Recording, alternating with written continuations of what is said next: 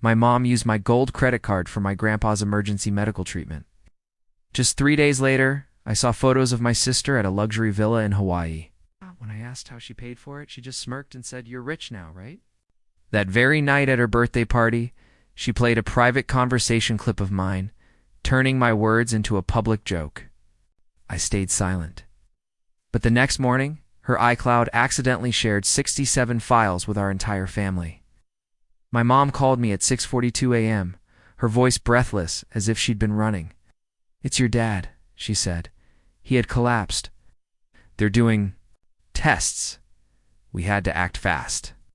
I was already on my feet, one sock on, one off, my heart thumping louder than the wall clock.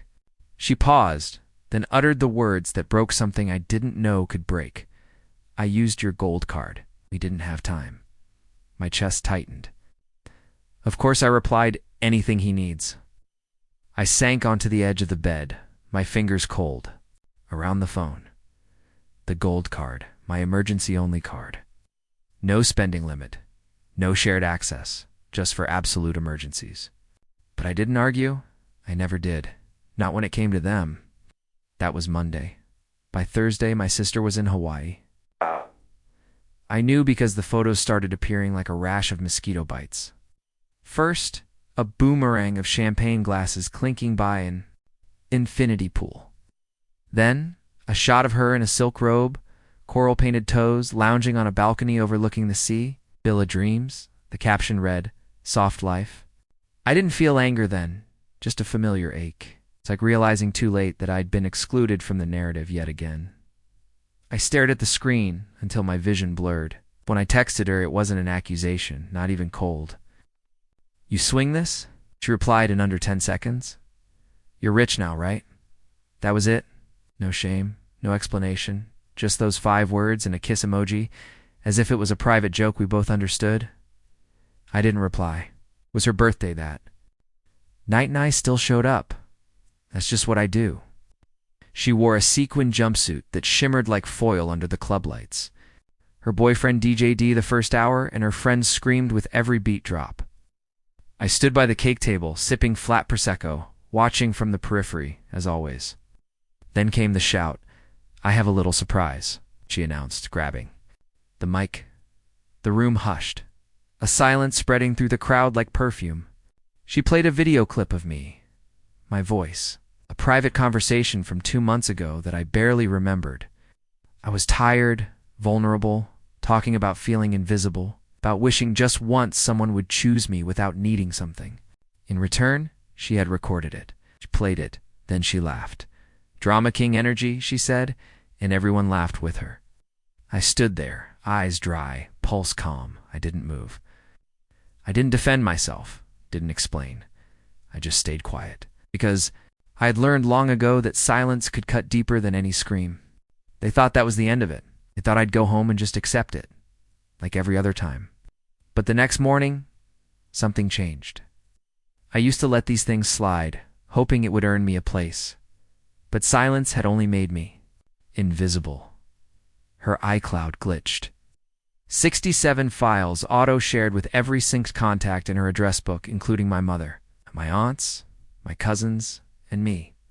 Screenshots, voice memos, unsent text drafts, notes never meant to be seen. Every mask slipped at once, and suddenly, I wasn't the one exposed.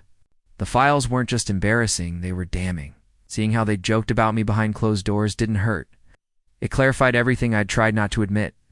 Screenshots of group chats I wasn't in, my mom writing, "Let's keep it small, just us," about a family reunion I'd offered to host. Voice memos from my sister mocking my texts, my job, my voice. She had even titled a folder "Golden Boy Meltdowns." In one draft, she joked about training me like a credit Labrador swipe when needed, disappear when done. Oh, didn't know what stunned me more, that she said it, or that no one had ever stopped her. By 10 a.m., the damage was done.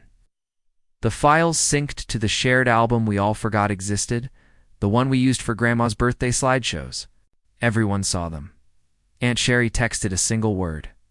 "Wow," Uncle Tom simply replied. "Is this real?" No one defended her. No one defended me either. I didn't say anything. I made coffee, ate toast, fed the cat. Then I opened my old external hard drive, the one I hadn't touched since last year. It clicked alive, as if it had been waiting. Inside was every receipt, every transfer, every debt I'd forgiven. I started organizing them. 5 years ago, I paid off the balance on our parents' second mortgage. They called it a temporary setback when Dad's business faltered. Mom cried. On the phone, just enough to sound sincere, I wired $42,000. No contract, no thank you. Just a photo a week later of their new living room furniture, with the caption, "Fresh start." 3 years ago, my sister called, sobbing at midnight. Her tuition check had bounced. If I don't cover this by tomorrow, they'll drop me. I sent $18,000. She changed her major the next semester and never graduated. 2 years ago, they asked me to invest in Dad's new venture, a boutique fitness and wine bar. I declined. They guilted me. Mom said, "It's just money and you have more than us." I caved. Another $25,000 gone. And just last month, the gold card. I never checked the total until that morning. $8,762.47. The charge description: Kona Grand Lux Villas. 5-night premium stay, champagne arrival package included. Not a hospital, not a treatment, not a test. A villa. I closed the tab. My hands were shaking, but my jaw was steady. They hadn't just used me. It designed their lives around my silence. It hadn't started that way. When I was younger, I believed being the reliable one meant something. I was the oldest, the problem solver, the good son. When my sister wrecked her car in high school, I was the one who showed up at the impound lot. When she failed biology, I helped write her makeup essays. When Mom said, "You're so strong," I believed it was a compliment. It wasn't. It was a transfer of burden. Every year, they handed me more of the load, and I carried it quietly because someone had to. Because love, I thought, was doing what no one else would. But love is not servitude. I remember one Thanksgiving. I paid for the entire dinner, groceries, catering, even decorations. My sister arrived late in a designer coat, handed my mother a candle, and received a toast in her honor. To our brightest light. They called me reliable, grounded, a rock. No one wants to toast the rock. The worst part? I never asked for repayment. I never even asked to be seen. It's just not to be mocked. Just not to be erased. They couldn't even give me that. When I was 14, I overheard my mom on the phone with her sister. She said, "He's not like Sierra.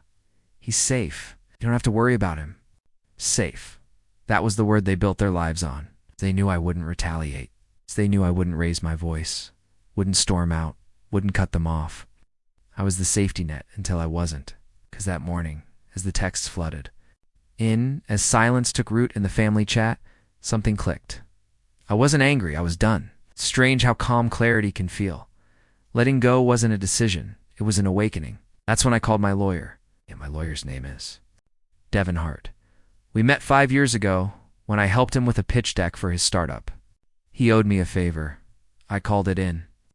"I need to trace a pattern," I said. "Family, financial, possibly fraught." He didn't even hesitate. "Send me everything." I did. Bank statements, credit reports, text transcripts, even old email threads.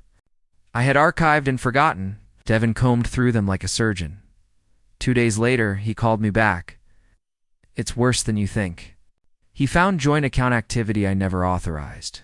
A credit line opened in my name and quietly closed 6 months later. Forged signature, my signature for a loan I never took. The handwriting matched a card my sister once wrote me.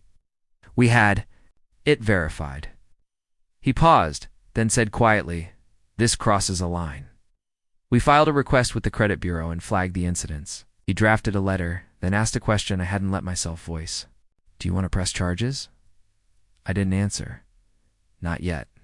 Instead, I drove to the storage unit I'd rented last winter. Kept everything there. Hard copies, folders, receipts. Even the card from my sister's fake graduation party signed "You Saved Me." I opened the box. At the bottom was a flash drive I didn't remember packing. Inside, a recording, a full voicemail from my mother, left by accident 2 years ago. She was talking to someone, probably my aunt. Her voice was flat, cold, honestly. "We don't include him in everything. He's got his own life. He's better off just helping. Doesn't need connection the way Sierra does." I played it again. "He doesn't need connection." She didn't whisper it. She believed it. I sent the file to Devin. We met the next morning at a downtown office, 1 block from the notary's. "I've got something for you," he said. He handed me a thick envelope. Inside were certified copies of every transfer, a timeline, of financial activity, and an affidavit from a handwriting expert confirming the forgery. At the bottom, a formal petition for repayment, itemized, signed, notarized. I didn't flinch. I signed it. That signature wasn't about money. It was the first time I chose myself without guilt. "I'm serving this personally," I said. He looked up. "You sure? They left me out of the picture?" I said. "Now I'll remind them who paid for the frame." That night I waited. My sister had posted a new photo, her on a beach again, this time in Maui. Caption, "Healers and sunsets, soft season continues." I messaged her. "We need to talk." She responded instantly. No, I'll come to you." She sent the villa address. I arrived with a courier envelope and nothing else. She opened the door in a linen robe, half amused, half annoyed. "You really came all the way here to lecture me?" I didn't answer. I handed her the envelope. She opened it, scanned the first page. Her face shifted. First confusion, then fear, then anger. "What is this, proof?" I said. "Of everything? They're threatening me?" "No," I said quietly. "I'm telling you this time, I'm not disappearing." Behind her, I saw a stack of shopping bags, tags still on, a new watch on her wrist. Was living in the ruins of what I'd built for them, and she didn't even know it was crumbling. She stepped closer, her voice sharp. "You wouldn't really go through with this." "I already have." The next day, my lawyer emailed the full file to her, to my parents, and into the family group chat. By noon, 3 numbers had blocked me. Called me, it was Dad. He didn't sound angry, sounded scared. "We didn't mean harm," he said. "It just snowballed." "I know," I said. "Snowballs still crush things when they roll long enough." He asked if there was still time to fix it privately. "There was," I said. "That time ended at the villa. They tried to stall my parents, my sister, all of them." The moment Devin served. The formal complaint, their tone flipped like a coin. Gone was the dismissive smirk in my sister's voice, the condescension in Dad's emails. Now, it was panic wrapped in sugar. "Let's sit down and talk," my mom wrote. "This doesn't have to get ugly." Ugly. You used my trust and finances without consent. All I did was wake up. The legal process began quietly, but moved fast. Devin had pulled every thread until the whole thing unraveled. The forged loan of $15,000 opened during the pandemic. The villa charge falsely listed under a health expense. 2 years of tax write-offs they'd claimed under my name. It wasn't just unethical. It was criminal. And now, it was official. I filed a civil suit for $96,000 in damages. They had 30 days to respond. They lasted 4. On day 5, I received an email from a new lawyer, not theirs, mine. Devin forwarded the settlement proposal. It was desperate, full of legal jargon. That translated to one simple thing: don't take this public. They offered repayment, of course, but that wasn't enough. I wanted the truth, so I rejected it. Devin revised the claim. Full restitution, legal fees, and one notarized statement from each of them admitting to the misuse of funds and deliberate exclusion. I wanted it on record. No denials, no future revisionism. They tried again more. Money, a sealed agreement. I refused. This time, I didn't want silence. I wanted acknowledgement. Because for years, they fed off my quiet. Every Thanksgiving, I showed up with gifts and groceries while they gave me leftover attention. Ow. Every birthday, I wired money while they forgot the date. I was the scaffolding for their lives, invisible, solid, and ignored. But scaffolding eventually comes down, and when it does, the whole facade crumbles. On day 12, their lawyer called Devin and asked, "What will it take to make him stop?" Devin said, "I didn't want revenge. I wanted balance." He was wrong. I wanted them to understand the weight they'd placed on me for years, and they did. That week, the court froze their joint investment account, the same one my sister had used to fund her healing retreats. A lien was placed on my parents' second home. Their credit scores dropped 140 points. A background check for a business partnership my father had in motion flagged the civil suit. His partner backed out. They stopped trying to negotiate. They started to beg. Sierra sent me a voice message, minutes long. She cried halfway through. "I didn't know it got that bad. I was just trying to survive." She was poolside in Maui when she said that. I didn't reply. Mom left a voicemail, the kind that tries to sound motherly but collapses under its own weight. "We've always loved you. Things got messy, yes, but families go through things. Please don't destroy everything. Everything." They never saw me as part of that word, just a utility, a fallback, a wallet with a heartbeat. I forwarded the message to Devin. He added it to the case file. Then came the final blow. I uploaded the evidence, every screenshot, every forged signature, every transaction to a private server. I created a folder named for context and shared it with 8 people, cousins, aunts, one former family friend who'd once called me the Shadow One. I didn't include any commentary, just the facts. I watched the read receipts light up one by one. By the next morning, the group chat had imploded. Aunt Sherry left it. My cousin Miles changed the name from Fam Bam to Someone. Someone removed Sierra, then added her back, then removed her again. I stayed silent. The following week, Devin called me. "They're ready to settle. Everything you asked. No conditions. It's even the written statements. They already sent drafts." I opened the files. Each was about a page long, dry, formulaic, but signed, stamped, and final. They admitted to misusing my funds, confirmed the forged documents, confirmed I was excluded from decisions involving money I had provided. At the bottom of my sister's page, in her real handwriting, she wrote, "I didn't think you'd ever fight back." I didn't write anything in return. The next morning, the settlement payment cleared. I stared at the number, not with satisfaction but with quiet disbelief. Proof that what happened finally had weight. $96,000. I didn't touch it. I opened a new account at a credit union under a name variation, first name, middle initial no one, had access but me.